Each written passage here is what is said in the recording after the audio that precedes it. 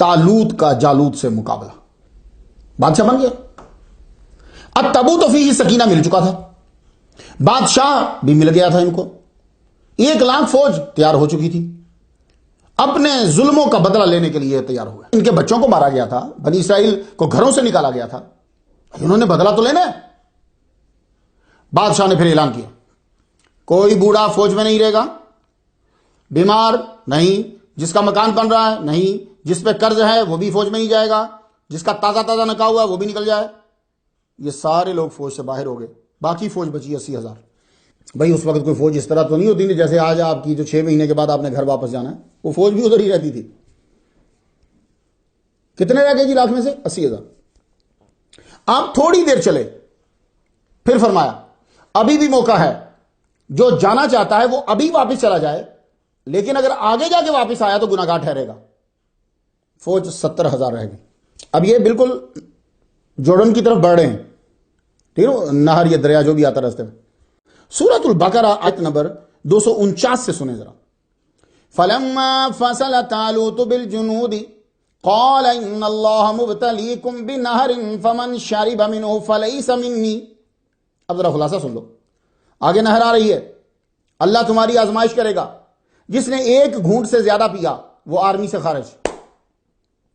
सब ने पी लिया, सिर्फ 313 ने एक घूंट लिया या पिया ही नहीं। कहां 70,000 की फौज, कहां 313। तो दरिया को जो क्रॉस किया वो सिर्फ 313 ने किया। अब ये 313 की सफबंदी बराबर में जालूत, वो अपनी आर्मी लेके पहले ही पहुंच चुका था। अब जब ये 313 जो हैं इनकी नजर पड़ी इवन के तालूत समेत, ये बोल उठे। सूरह बकरा आयत नंबर 249 जरा समाप्त कर लीजिए। क़ालू ला ताक़त लना अल-यौम बिजालूत व जुनूदिह। वो बोले आज हम जालूत और उसके लश्कर से लड़ने की ताकत नहीं रखते। लो, ये 313 का भी फिर जुमला है, लेकिन उन 313 में से भी चंद आला रूहानी दर्जे के लोग थे। वो बोले बारहा ऐसा हुआ है, छोटी फौज बड़ी फौज पे गलबा पा लेती है। यह जरूरी नहीं कि हर किल्लत के लिए जिल्लत हो और हर कसरत के लिए अजमत ही हो। 1,00,000 जालूत की फौज और 313 तालूत के साथ सिर्फ सफ बंदी होगी जनाब। एक गैर इख्तियारी रोब छा गया, तो अब दुआएं करने लगे। तो तबूत फी सकीना तो पास था, रब्बना अफ़रिग़ अलैना सब्रन वथब्बित अक़दामना वंसुरना अलल क़ौमिल काफ़िरीन। सूरतुल बकरा आयत नंबर 250। हमारे रब सब्र दे, साबित कदमी दे और कौम कुफार पर हमारी मदद फरमा। दुआओं पे दुआएं, दुआएं पे दुआएं चल रही। जालूत ने वहां से ऐलान किया, पूरी फौज को सारी फौज से लड़ने की जरूरत नहीं है, मैं अकेला आगे बढ़ रहा हूं, बस मुझे मार दो तो तुम जीत गए। यह ऐलान होगा। उसने जब यह ऐलान किया, इधर से कोई आगे बढ़ ही नहीं रहा। वो जालूत को कौन मारे? ये इतना बहादुर था कि अपने लश्कर से बहुत आगे होता था। ये तब जहाज तो नहीं होते थे ना, पैदल ही चलते थे। ये अपने लश्कर से बहुत आगे पहले पहुंच जाता था दुश्मनों के पास। और बारहा ऐसा हुआ कि अभी आर्मी इसकी पहुंचती नहीं थी, ये जंग जीत चुका होता था। ये हर वक्त लोहे में छुपा रहता था, सिर्फ आंखें इसकी अनकवर्ड होती थी। कोई भी वार करता तो वार लोहे पे होता था। बहुत कदावर था। वैसे भी कौम अमालका के कद जो है वो बड़े बुलंद होते थे। फौज इधर 313, जालूत इधर। ये बार बार कह रहा है कि एक बंदा भेजो, बस वो मुझे मार दे तुम जीत जाओगे, एक बंदा भेजो मुझे मार दे तुम जीत जाओगे। जब उसका इसरार बढ़ा, इधर से कोई नहीं जा रहा, तो तालूत ने, बादशाह ने ऐलान किया, जो इसको मारेगा मैं अपनी आधी सल्तनत उसे दे दूंगा और अपनी बेटी निकाल कर रिश्ता भी उसे दे दूंगा। यह ऐलान इधर से नशर हो गया। फिर भी आगे कोई नहीं जा रहा। कि हज़रत दाऊद के 7 भाई थे। आप जो हैं वो सबसे छोटे थे, कद में भी और उम्र में भी। तो वालिद हजरत यस्सा ने आपको भेड़ों को चराने पर रखा हुआ था। ज्यादा की बात। तो आपके 3 भाई तालूत के लश्कर में शामिल थे और वहां जा चुके थे। तो वालिद ने कहा, जाओ भाइयों की खबर लेकर आओ और मुझे आकर हालात बताओ कि जंग का क्या बना। तो हजरत दाऊद अलैहिस्सलाम जो हैं वो ज्यादातर घर से बाहर रहते थे। اس لیے کہ آپ کے ہاتھ میں جو ہے وہ سلنگ شاٹ ہوتی تھی.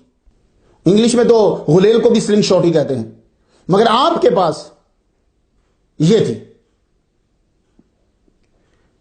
جس میں لکڑی کا دوشاخہ نہیں ہوتا، وہ تھی آپ کے پاس. اس کی تھوڑا دور تک ہوتی ہے اور اس سے نشانہ ٹھیک لگانا کمال مہارت ہوتی ہے، یاد رکھیے. اس سے آپ بھیڑوں کی حفاظت کرتے تھے، ایسا گھما کے مارتے کہ پتھر جانور کی آنکھ میں لگتا، وہ بھیڑ چھوڑ کر بھاگ جاتا تھا. تو آپ کے پاس 3 پتھر تھے. تو آپ جب یوں کرتے تھے، آپ بیٹھتے تھے، بھیڑیں سامنے چل رہی ہوتی تھی، آپ کوئی پتھر لیتے، اس پتھر کو یوں رگڑتے رگڑتے اس کی چونچ بنا دیتے تھے، یوں رگڑتے رہتے. وہ 3 سنبھالے ہوئے آپ کی جیب میں تھے. ابا نے جب بھیج دیا، عمر آپ کی 20 سال، ابا نے کہا جا کے پتہ کر کیا، تو وہ اسی طرح ہی جا کے بھیڑوں کو اندر رکھا. وہ سلنگ شاٹ ہاتھ میں لی، پتھر آلریڈی 3 جیب میں تھے، چل پڑے.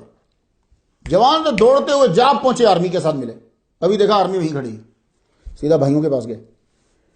ابا نے بھیجا ہے، تمہارا حال پوچھا ہے، وہ بتاؤ کیا صورت حال ہے. انہوں نے کہا جالوت للکار رہا ہے کہ صرف ایک مرد بھیجو جو مجھ سے لڑے. ہمارے بادشاہ طالوت نے اعلان کیا ہے جو اس کو پچھاڑے گا وہ آدھی سلطنت میں شریک اور ان کا داماد ہوگا. آپ نے فرمایا یہ کام میں کر دیتا ہوں. داؤد علیہ السلام کو بھائی طالوت کے پاس لے گئے، بادشاہ کے پاس. داؤد علیہ السلام بولے میں جاتا ہوں. بادشاہ نے پہلے تو ان کا قد دیکھا اور ان کا قد دیکھا. جالوت کا قد اپنے قوم سے بھی زیادہ بڑا، ان کی قوم کا تو ان سب سے بڑا. تم لڑو گا بادشاہ، فکر نہیں کرو. تو بعض اوقات ایسا ہوتا ہے کہ یقین آپ کو نہیں آتا پر یقین کرنا پڑتا ہے. یہ میں نہیں سمجھ پایا. پھر میں یہی کہتا ہوں کہ وہ اللہ کی طرف سے ہوتا ہے. قد چھوٹا، فوج کی ٹریننگ بھی نہیں لی، صرف اپنے بھائیوں کو ملنے کے لیے آئے ہیں.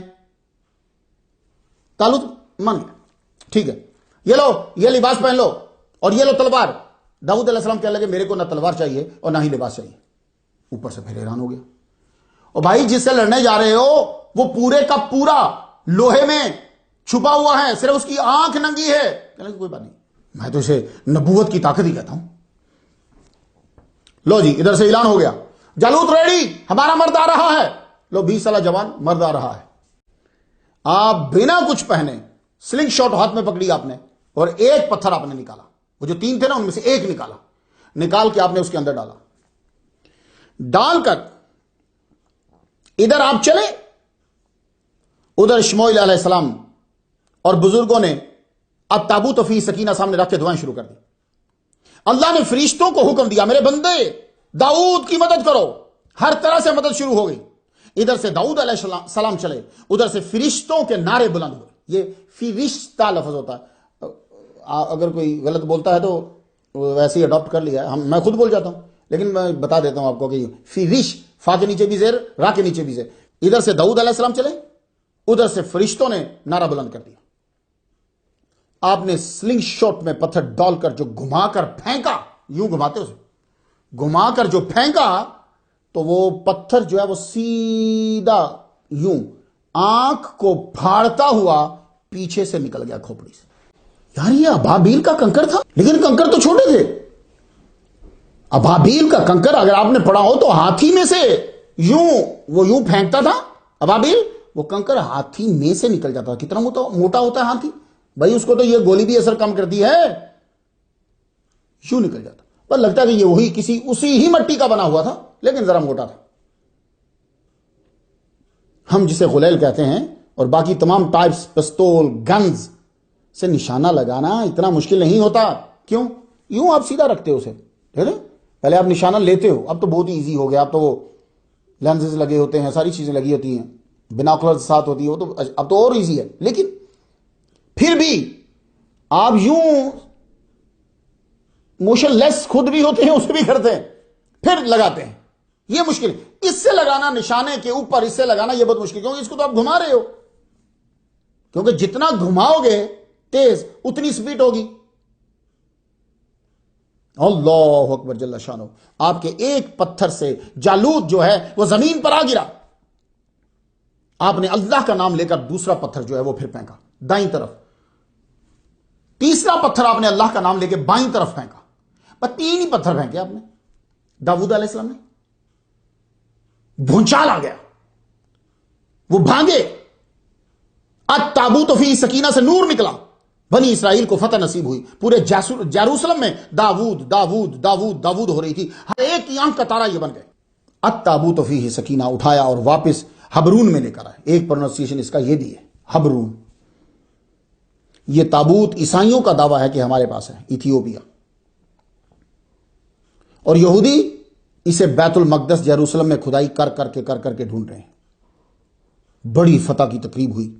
بادشاہ طالوت نے آدھی سلطنت داؤد علیہ السلام کو دے دی اور اپنی بیٹی میکال کا نکاح ان کے ساتھ کر دیا. لو, اللہ تعالیٰ نے آپ کا مرتبہ بڑھا دیا. ایسے اللہ عزت بڑھاتا ہے, ماحول بنا دیتا ہے.